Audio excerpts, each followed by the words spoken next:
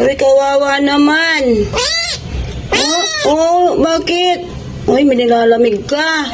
Ay, basang-basa yung isang pusa, oh. Tinapon kayo. Ikaw wala ka bang putik? Ugasan ko din yung isa. Dapat pala nauna yung isa. Kasi ito maputik masyado. Kawawa naman. Ay, puro putik yung ano niya, oh. Ay, rugo, oh. Malami nga siya rugo at siya. Puto ganun labi ang idula pag igsiya din eh. Makaila, marimlala rin pusa.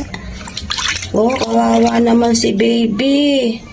Itinapon, lamig na lamig. Kaso puro putik ang baho niya. Yung isa.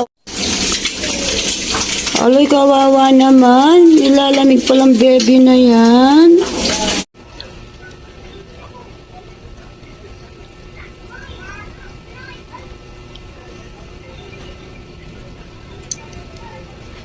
Bakit hindi mo nakatapak? Busog na yan. Pangalawa na yan. Paubos mo niya. Ayaw na niya. Tumigil na siya. Pag ayaw na niya, huwag mong pilitin. Ayan na.